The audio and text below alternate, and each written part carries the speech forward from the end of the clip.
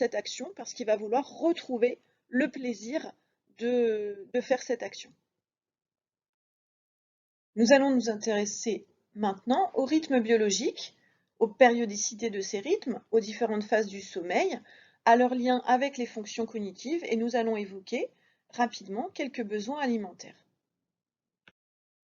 Rappelons tout d'abord ce qu'on appelle la pyramide des besoins selon Maslow, pyramide des besoins qui nous dit que finalement les besoins se construisent les uns après les autres, mais la base c'est la satisfaction des besoins physiologiques. La faim, la soif, la sexualité chez l'adulte, la respiration, le sommeil, l'élimination, et que rien ne peut se construire tant que ces besoins physiologiques ne sont pas assouvis. Donc c'est pourquoi il est très important de prendre en compte les rythmes biologiques des enfants, des élèves, pour pouvoir ensuite construire tout le reste et les apprentissages sur cette base solide. Il existe différents rythmes biologiques. On appelle un rythme circadien, un rythme biologique qui est compris entre 20 heures et 28 heures. On parle de rythme infradien lorsque on a un rythme qui est au-dessus de 28 heures et ultradien lorsque le rythme est en dessous de 20 heures. On parlera de rythme nictéméral parce que le nictémère, c'est l'alternance de jour et de nuit imposée par le soleil. Donc on parlera de rythme nictéméral si ce rythme s'ajuste parfaitement à l'alternance de jour et de nuit. Un exemple, le rythme veille-sommeil, le rythme de la température corporelle, le rythme de la production de certaines hormones comme les glucocorticoïdes sont des rythmes circadiens et même nictéméraux. Le cycle menstruel chez la femme, la reproduction chez certains animaux sont des rythmes infradiens, voire circannuels.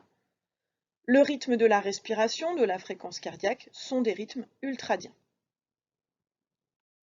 Alors pourquoi j'ai distingué la notion de rythme circadien et de rythme nictéméral? Eh bien parce que en fait, nous avons dans notre génome, dans notre corps, dans notre cerveau, l'existence d'un rythme indépendamment même de la présence ou pas du soleil, de l'alternance des jours et des nuits. Comment on a montré ça? Eh bien, il y a des dizaines d'années, il y avait une expérience qui avait été réalisée, c'est ce qu'on appelle une expérience d'isolement temporel. Des bénévoles, des volontaires avaient été isolés dans une grotte, sans donneur de temps, donc sans montre, sans réveil, sans rien. Ils étaient dans une grotte et ils sont restés là plusieurs semaines et ils étaient reliés à des capteurs qui enregistraient leur activité. Eh bien, on se rendait compte que même en absence d'informations jour-nuit, en absence de donneur de temps, eh bien, ces personnes-là avaient un rythme naturel, un rythme biologique qui était compris entre 20 heures et 28 heures. C'était jamais exactement 24 heures, mais c'était toujours autour de 24 heures. Donc on a dans nos gènes, dans notre cerveau, un rythme biologique qui existe. Ce rythme biologique, puisque l'on vit sur Terre et que l'on a l'information solaire en permanence, eh bien ce rythme biologique, il va être entraîné par le soleil, c'est-à-dire que l'alternance de jour et de nuit va nous caler sur un rythme de 24 heures, alors que dans nos gènes, ce rythme, il est entre 20 heures et 28 heures. Et ça, c'est ce qu'on appelle l'entraînement. Alors, les jeunes parents le savent très bien. L'entraînement, par exemple, ça, on le voit aussi avec les bébés.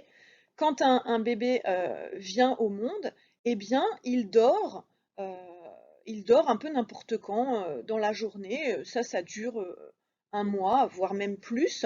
Là, au départ, c'est totalement anarchique. Il dort n'importe quand.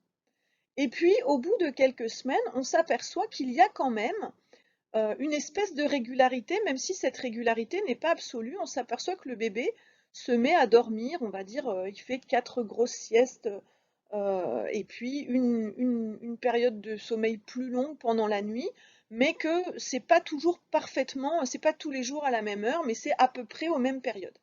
Là, justement, c'est ce qui nous montre que le bébé, en fait, a un rythme endogène, mais qu'il n'est pas encore calé sur le soleil. Et au bout encore de quelques semaines ou quelques mois, là, le bébé se met à dormir toutes les nuits, fait des petites siestes dans la journée, fait des grandes nuits, et donc là, il a un rythme qui est régulier, il s'endort, il se réveille toujours à la même heure.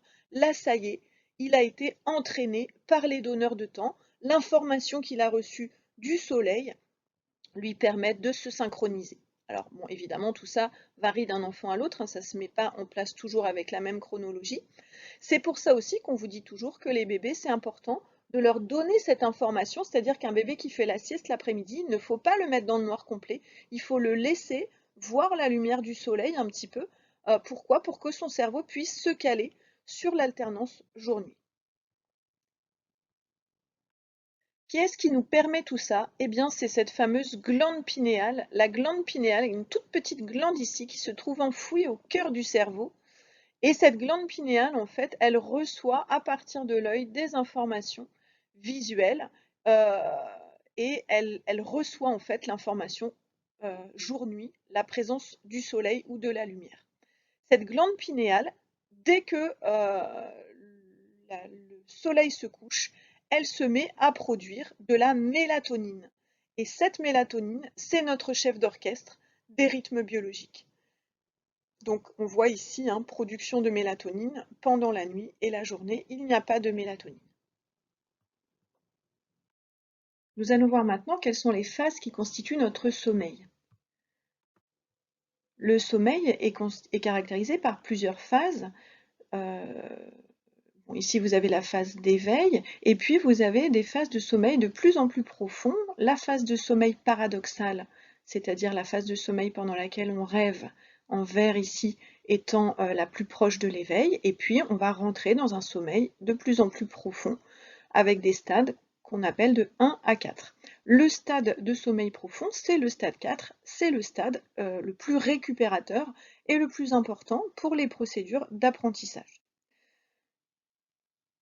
Vous voyez sur ce schéma que dans la première partie de la nuit, on a beaucoup plus de phases de sommeil récupérateur, de sommeil profond, qui sont plus longues et plus nombreuses, et on en a beaucoup moins dans la dernière partie de la nuit, hein. À partir de 3 heures du matin, on ne rentre plus en sommeil profond. Au contraire, on a de plus en plus de phases de sommeil léger, sommeil paradoxal. Vous voyez, on descend en phase 1, puis on remonte. La nuit étant caractérisée par plusieurs cycles, c'est-à-dire plusieurs phases de descente jusqu'au stade 4, puis remonter, puis redescendre, puis remonter. Et vous voyez que ces cycles en fait se raccourcissent et plus on avance dans la nuit, moins on rentre dans les phases de sommeil profond. Que se passe-t-il si on se couche plus tard? Eh bien, le cycle n'est pas décalé. Si on se couche par exemple ici à 1 heure du matin, eh bien on va commencer sa nuit de cette façon-là. Donc si on se couche plus tard, on va diminuer les phases de sommeil profond récupérateur et on va rester en fait sur ce cycle, sur la fin du cycle, et on va peut-être, si on fait la grasse matinée, eh bien avoir cette phase-là qui va se prolonger, mais on va perdre les phases importantes de sommeil profond qui ont lieu au début de la nuit. Pourquoi? Eh bien parce que ces phases démarrent à partir du moment sont calées sur l'alternance du jour et de la nuit et sur la production de mélatonine, et elle survient toujours au même moment. Les besoins de sommeil varient évidemment en fonction de l'âge. Quand on est petit, on fait des nuits en plusieurs morceaux et puis des siestes dans la journée. Mais vous voyez que eh bien, jusqu'à 6 ans à peu près, hein, on a à la fois des besoins de nuit de 10 heures et des siestes de 2 heures dans l'après-midi. À partir de l'école élémentaire, là, on a encore besoin de 10 heures de sommeil par nuit, et à l'âge adulte, en moyenne, 8 heures par nuit. En moyenne, ça veut bien dire qu'il y a des gens qui ont besoin de plus et des gens qui ont besoin de moins. Si vous considérez vos élèves, vous voyez, ils ont des gros besoins de sommeil. Un élève qui doit dormir 10 heures, ça veut dire que s'il se couche il doit se coucher à 21 heures, s'endormir à 21 heures pour se réveiller à 7 heures le matin. Il ne faut pas hésiter, lors des réunions de pré-rentrée, à rappeler ces besoins de sommeil aux parents. En effet, tant qu'on ne construit pas les apprentissages sur une base de la pyramide de Maslow solide dont fait partie le sommeil, eh bien, sans sommeil, aucun apprentissage n'est possible. Le sommeil, en effet, c'est le premier pilier des apprentissages selon Stanislas Dehaene. Il permet la consolidation des apprentissages. Pendant le sommeil, votre cerveau va se nettoyer, éliminer les déchets, les toxines, mettre beaucoup de choses en mémoire, effectuer des simulations, simuler des situations par anticipation pour permettre de mieux y répondre dans la journée, et va contribuer aux capacités cognitives et à l'équilibre psycho-affectif. Stanislas Dehaene nous dit qu'au fil du temps, notre cerveau compile ce qu'il a acquis, le transfère en mémoire à long terme afin de libérer les ressources pour d'autres apprentissages. Il est donc essentiel que chacun subvienne à ses propres besoins en sommeil. Nos fonctions cognitives vont également évoluer au cours de la journée.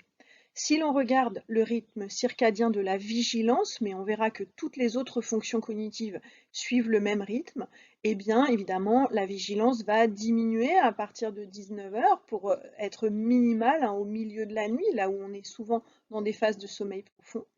À partir de 5 h du matin, elle va augmenter. Donc vous voyez que là, c'est plutôt quand on est en fin de nuit, sur les phases quand les cycles du sommeil ne descendent pas en sommeil profond.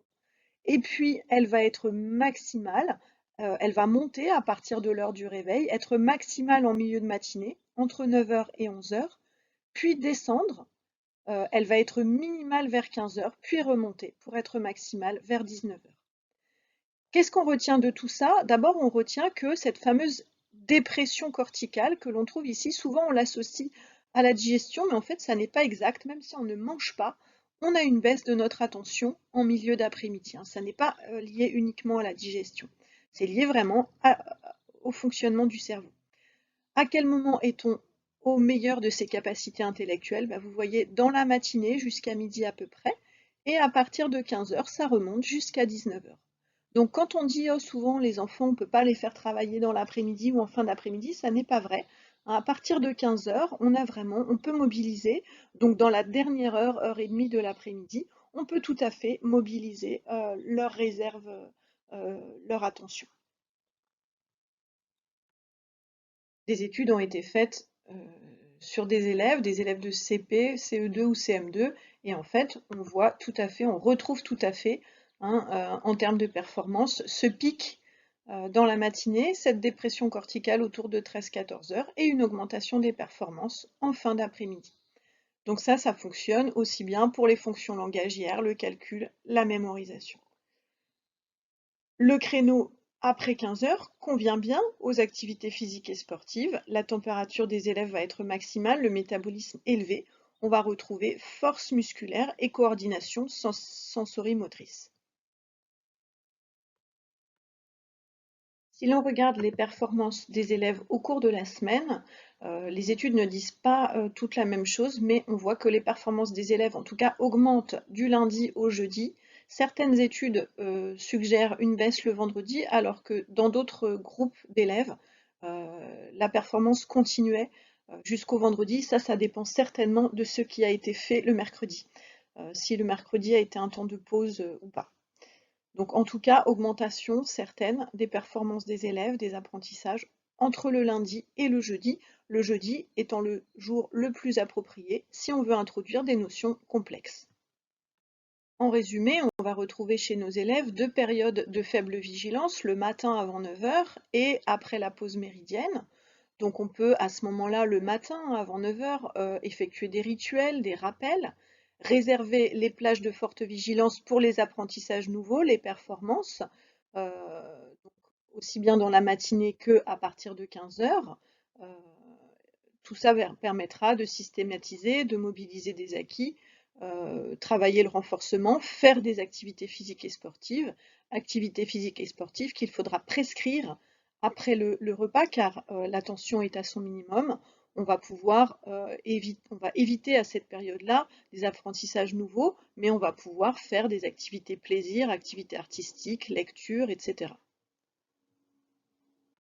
Dans la semaine, le lundi et peut-être le vendredi sont les périodes de faible vigilance, mardi, mercredi, jeudi étant les périodes de forte vigilance. Sur l'année, il faudra faire attention à la fatigue qui survient au moment des vacances de printemps et à la fin de l'hiver. Tout cela ne veut pas dire que pendant les temps de vigilance plus faibles, il ne faut rien faire. On peut en effet utiliser ces temps de vigilance pour faire des exercices d'entraînement, de la correction, analyser ses erreurs, en fait, rentrer plutôt dans des processus de consolidation des apprentissages, qui demandent une vigilance moins importante. Les diapositives qui suivent vous proposent différentes possibilités d'emploi du temps pour votre classe, prenant en compte ces phénomènes.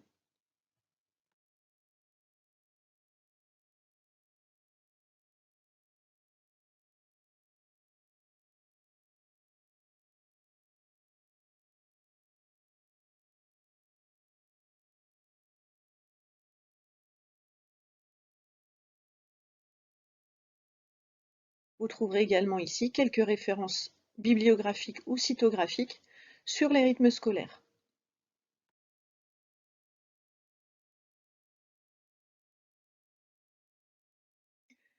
Quelques rappels également sur cette pyramide de Maslow, hein. On a dit qu'il y avait dedans le sommeil, mais il y a également bien sûr dedans les besoins alimentaires. Donc nous n'allons pas passer beaucoup de temps ici, mais simplement rappeler que en fonction de l'âge, du sexe, de l'activité physique, de l'état physiologique, eh bien nous avons tous des besoins énergétiques que nous devons combler.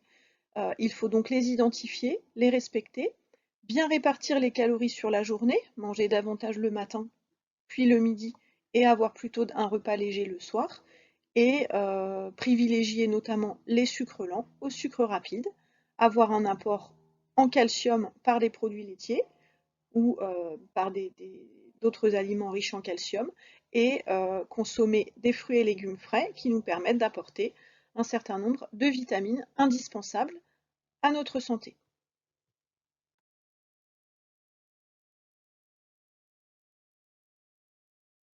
Les repas doivent être fractionnés, 4 repas par jour maximum. Éviter le grignotage entre les repas pour éviter le yo-yo de la glycémie et la fatigue du pancréas qui va devoir produire sans arrêt tout au long de la journée de l'insuline lorsque l'on mange, hein, c'est ici, lorsque l'on mange en continu, eh bien on va tout le temps produire de l'insuline et du coup être tout le temps en hyperglycémie. Et ça peut entraîner à long terme l'apparition d'un diabète de type 2. On va privilégier les sucres lents qui vont justement éviter, hein, cette hyperglycémie chronique. Et puis, on va privilégier également des bonnes graisses, c'est-à-dire de l'huile de colza, des poissons gras, des noix, qui nous donnent les oméga 3 indispensables au fonctionnement des neurones. On pensera également bien à s'hydrater, à boire 1,5 litre voire 2 litres d'eau par jour en privilégiant les boissons non sucrées.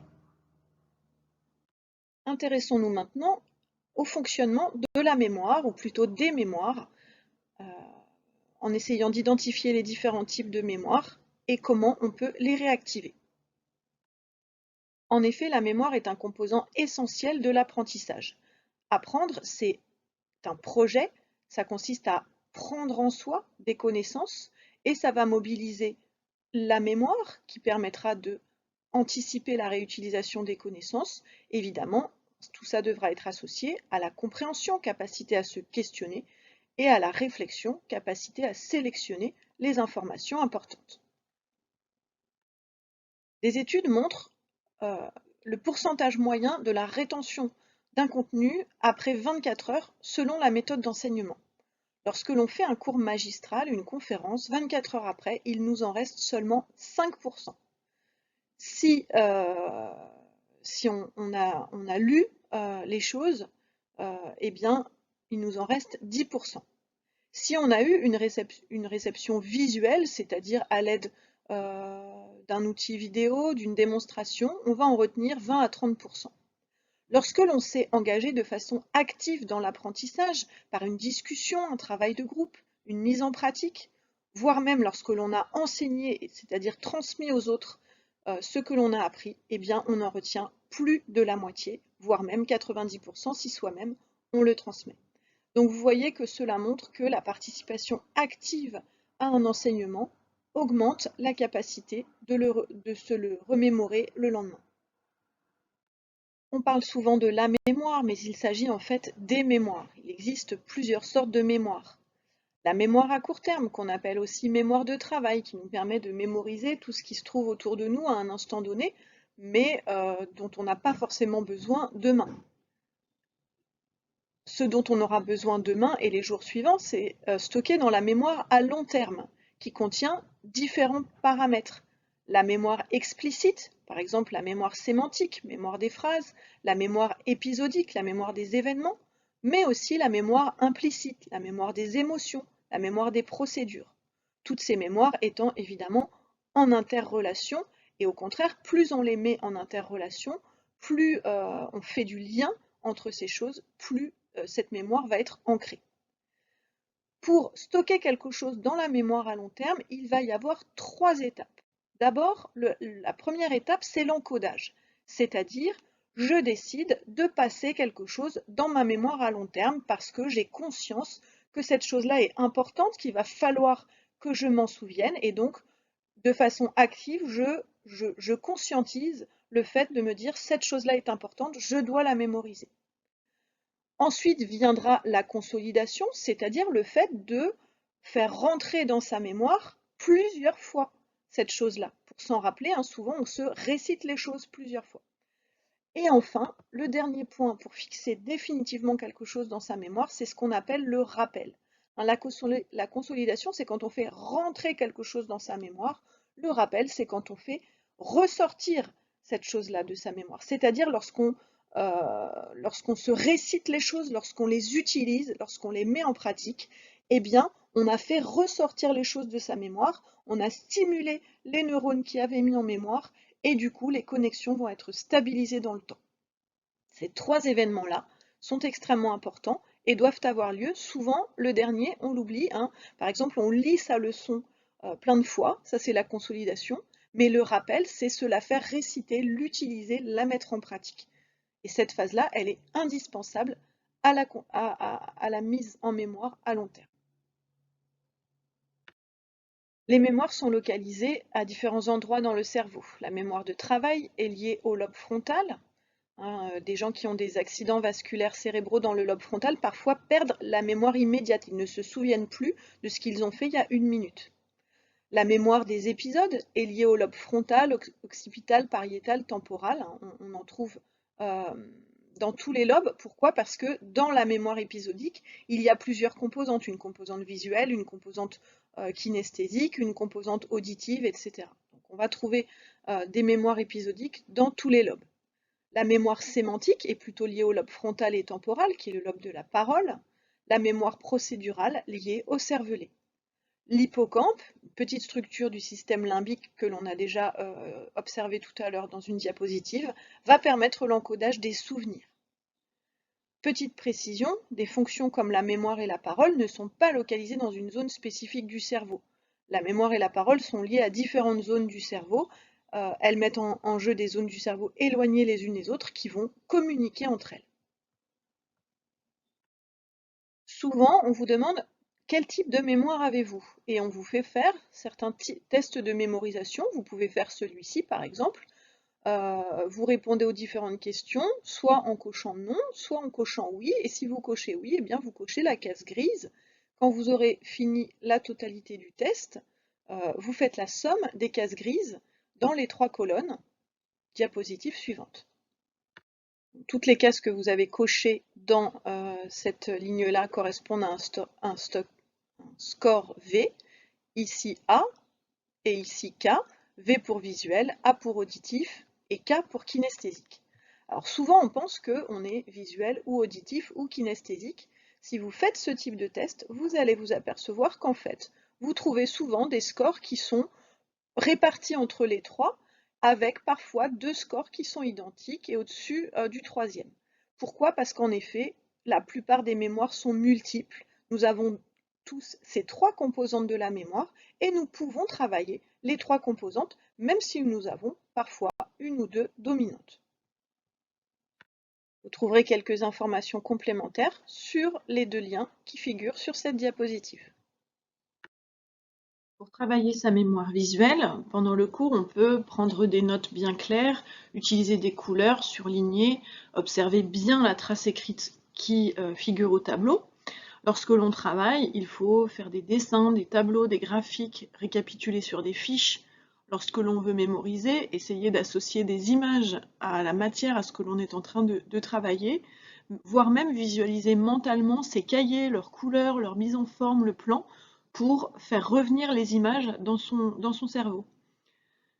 Il faut rechercher des images, des photos, des vidéos pour illustrer les cours, réécrire parfois les parties qui posent problème, et les gens qui ont une dominante visuelle doivent éviter de travailler en musique parce qu'en général, ils n'arrivent pas à intégrer d'informations auditives en même temps que des informations visuelles. Pour travailler sa mémoire auditive, il faut entendre le cours, réciter à haute voix, privilégier des explications courtes et pas trop de détails, car la mémoire auditive a une capacité de stockage beaucoup moins importante que la mémoire visuelle. Avant de mémoriser, il faudra donc bien trier les idées principales. Pendant le cours, il faut être attentif, participer. Pour travailler son cours, il faut échanger avec les personnes compétentes, avec les enseignants, avec vos camarades. Réciter les cours à voix haute peut aussi améliorer la mémorisation. On peut enregistrer ses cours et les repasser si nécessaire. On peut y associer une mélodie, une chanson que l'on va écouter pendant que l'on travaille. Alors certains élèves préfèrent travailler dans le bruit. Pourquoi? Parce que la lutte contre le bruit va leur permettre de s'isoler et va permettre l'isolement nécessaire à la concentration. D'autres, au contraire, préfèrent le silence car ils sont hypersensibles au bruit et ne parviendront pas à s'en affranchir. Donc, vous devez prendre ça en compte, aussi bien dans votre travail personnel que dans vos classes. La plupart des gens ont une composante kinesthésique qu'ils peuvent également travailler. Cette composante kinesthésique est souvent fortement associée aux émotions, aux ambiances, à l'attachement que l'on peut avoir à l'enseignant, par exemple, ou à la matière. Les kinesthésiques ont besoin de favoriser le concret, les expériences. Pour travailler sa mémoire kinesthésique, il faut participer activement au cours, faire des liens avec ce que l'on a déjà appris, ce que l'on a déjà vécu, reformuler les cours en marchant ou en manipulant des objets. Ainsi, lorsque l'on manipule à nouveau ces objets, la mémoire vous reviendra. En classe, il va falloir prendre en compte les kinesthésiques qui sont les élèves les plus difficiles à accompagner en classe. Pourquoi? Parce qu'en général, on ne supporte pas que les élèves bougent, on a peur qu'ils ne soient pas concentrés, que leurs mouvements gênent les autres. Pourtant, ces élèves-là, les élèves qui ont des fortes composantes kinesthésiques, eh bien, ne peuvent pas apprendre sans bouger. Alors, il va falloir organiser la classe pour leur permettre le mouvement nécessaire à leurs apprentissages. On peut par exemple leur fixer un élastique sur leur table ou sur leur chaise. On peut leur donner des chaises sur lesquelles on n'est pas assis mais agenouillé, ou alors des bureaux qui se déplacent avec des élèves qui restent debout à leur bureau.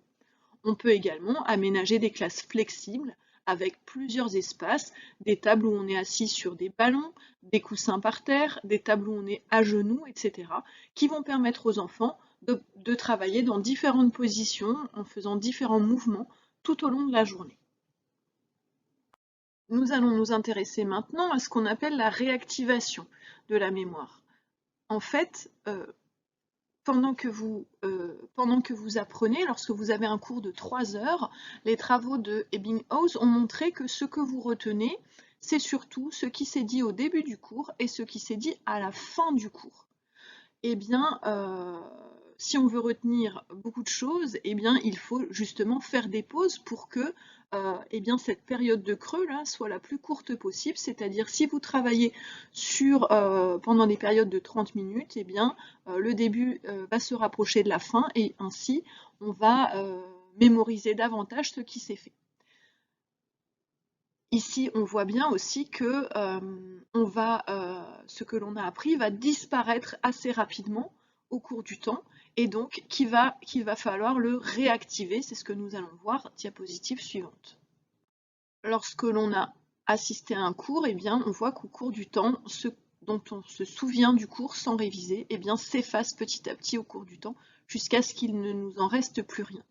Sauf si l'on a fait des réactivations, c'est-à-dire qu'on a révisé son cours dans la soirée. Alors hop, on repart et vous voyez que la descente est plus lente. Et puis, ainsi de suite, à chaque fois que l'on révise une nouvelle fois son cours, on revient à 100%, mais la descente est beaucoup plus lente. Et donc si l'on a révisé dans la soirée, puis dans les 10 jours, puis dans le mois qui suit, eh bien en général, les informations sont stabilisées dans le temps, sont passées définitivement dans la mémoire à long terme. Alors réactiver, ça veut dire quoi? Ça veut dire relire son cours, le redire à voix haute, le réexpérimenter ou le réexpliquer à quelqu'un. Nous allons entrer maintenant dans les processus d'apprentissage, les intelligences multiples, l'attention et le lien avec les émotions. On appelle cognition tout ce qui concerne